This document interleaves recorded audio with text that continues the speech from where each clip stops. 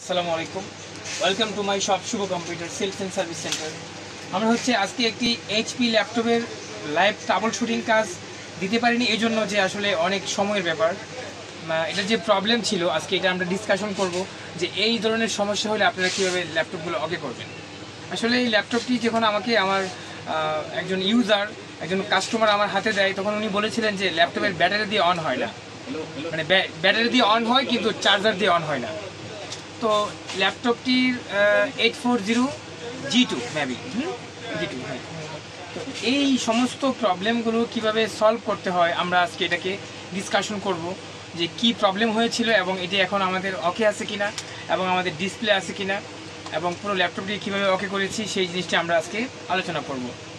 তো এখানে আমরা যখন দেখতে পাচ্ছেন যে এখানে এটা আমাদের চার্জিং পোর্ট। তো ওনার কথা ছিল যে এই বুটটি ব্যাটারি দিয়ে চলে আর চার্জার দিয়ে অন হয় না। ওকে ফাইন, যখন ব্যাটারি চার্জ শেষ হয়ে গেছে দেন আর অন হচ্ছে না বুটটি। তখন যখন আমি চেক করা শুরু করি আমাদের মাল্টিমিটার দিয়ে, আমাদের যে বিন সেকশন, ফার্স্টে আমাদের যে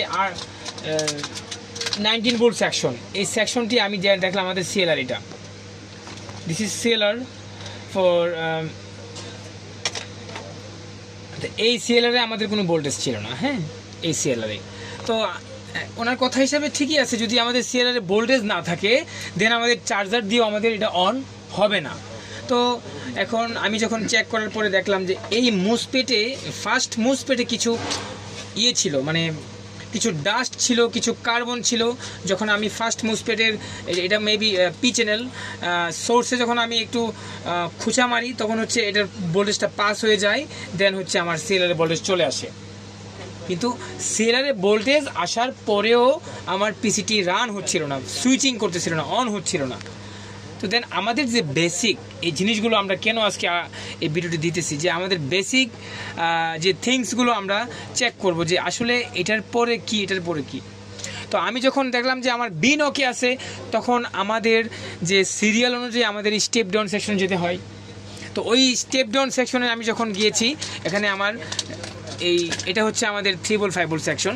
তো এটা আমাদের টোটালি এই 5 ভোল্টটা কি শর্ট ছিল, টোটালি এটার ইম্পিডেন্স ছিল 000, আর আমার 3 ভোল্টের ইম্পিডেন্স ছিল 300 প্লাস।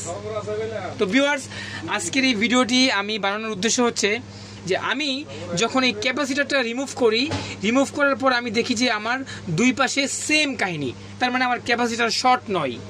যদি ক্যাপাসিটার শর্ট থাকতো তাহলে আমার শর্টটা ভেঙে যেত। তো আমি কি করলাম, এই ক্যাপাসিটারটা রিমুভ করার পর আমি এখানে কিছু ভোল্টেজ ইন করলাম, সাম ভোল্টেজ আমরা ইন করলাম। তখন আমার এখানে কি ধরা খাইলো, এই যে এখানে একটা ক্যাপাসিটার আমাকে শর্ট দেখাইছে, যে ক্যাপাসিটারটি আমি উঠিয়েছি, দেখতে পাচ্ছেন এই ক্যাপাসিটারটি প্রচুর গরম হয়ে গেছে। তো এই ক্যাপাসিটারটি আমি যখন রিমুভ করে দেই, আমার বুটটি এম্পিয়ার নিয়ে চলে আসে 006। এই আমাদের ক্যাপাসিটারটি, দেখতে পাচ্ছেন এই ক্যাপাসিটারটি, হ্যাঁ, এই ক্যাপাসিটারটি। তো আমার যখন এই 5 ভোল্টের শর্টটা আমার ভেঙে যায়, আমি যখন এমপিডেন্স দিয়ে দেখি যে এখানে 5 ভোল্টের যে শর্ট ছিল এখানে এমপিডেন্স চলে আসছে, তো আমি নিশ্চিত মোটামুটি হয়ে গেছি যে আমার বুটটি রান করার সম্ভাবনা খুব বেশি, এবং আমার বুটটি রান করে ফেলছে। তো আমরা যারা ল্যাপটপের কাজ করি, যদি আমরা স্টেপ মেনটেন করি, যে আমরা স্টেপ বাই স্টেপ কাজ করি, দেন আমাদের প্রত্যেকটা কাজ ওঠার খুব সম্ভাবনা খুব বেশি। তো ভিউয়ার্স, আমি কথা বাড়াবো না, আমি লাইভ ট্রাবল শুটিং করতে গেলে আমার 1 থেকে 1.5 ঘন্টা সময় লাগছে টোটালি এটাকে প্রবলেম ফাইন্ড আউট করার জন্য।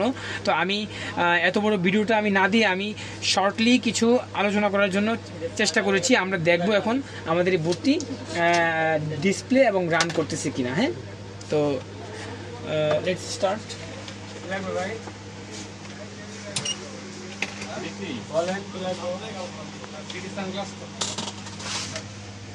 এম্পিয়ার 0.006, এন্ড আমাদের O2 অন হয়েছে বিকজ আমার আরটিসি খোলা হয়েছিল, হ্যাঁ।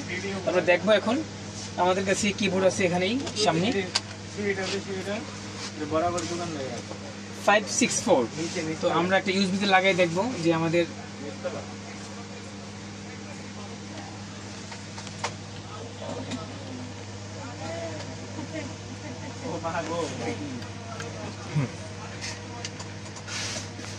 একটা রেজিস্টার নিয়েছে মেবি।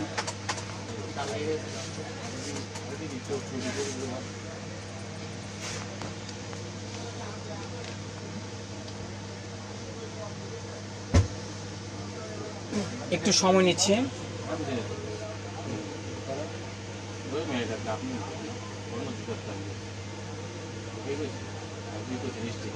আমরা একটা কাজ করতে পারি, আমরা র্যামটাকে এই স্লটে লাগিয়ে দেখতে পারি।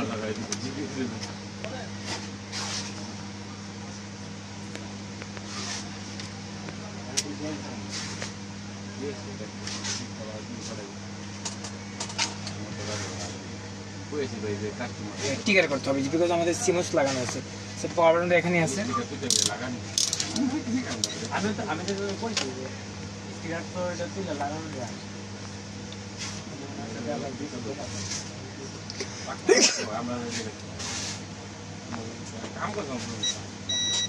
জি বুট চালু হয়েছে আমাদের এবং এম্পিয়ার 500 প্লাস।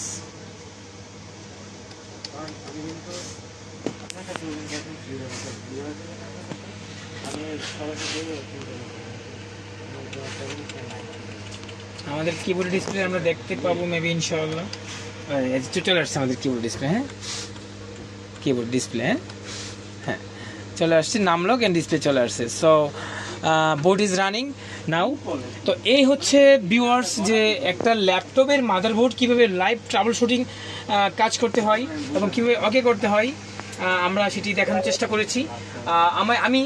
আমি সবাইকে বলবো যে আপনারা স্টেপ বাই স্টেপ কাজ করবেন, কারণ একটা সেকশন ফেলে আরেকটা সেকশনে কখনোই যাবেন না প্লিজ।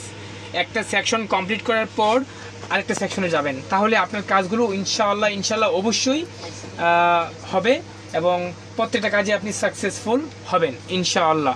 ঠিক আছে, তো যারা হচ্ছে অ্যাডভান্স চিপ লেভেল এবং অ্যাডভান্স চিপ লেভেল ল্যাপটপ এবং ডেস্কটপ রিপেয়ারিংয়ের কাজ করতে চাচ্ছেন তাদের উদ্দেশ্যে বলবো আপনারা শুভ কম্পিউটার থেকে কোর্স করতে পারেন। আমরা হচ্ছে খুব রিজনেবল প্রাইসে আমরা প্র্যাকটিক্যালি ওয়ার্কশপ, যেটা this is the practical workshop, আপনি নিজের হাতে কাজ করতে পারবেন। আমরা আপনাকে দিয়ে কাজ করাবো, আপনাকে দিয়ে আমরা কাজ করানোর চেষ্টা করব, প্রত্যেকটা কাজ যেন আপনার এক্সপিরিয়েন্স আরও অনেক বেশি তৈরি হয়। আর থিওরিক্যাল ক্লাস থাকবে ইলেকট্রনিক্সের উপর। সো প্লিজ যারা হচ্ছে কোর্স করতে চাচ্ছেন অবশ্যই কন্ট্যাক্ট করবেন। আমি শুভ কম্পিউটারের ওনার সুমন বলছি। তো ভালো থাকবেন ভিউয়ার্স, আবার দেখা হবে কোনো একটা ভিডিওতে। ধন্যবাদ সবাইকে।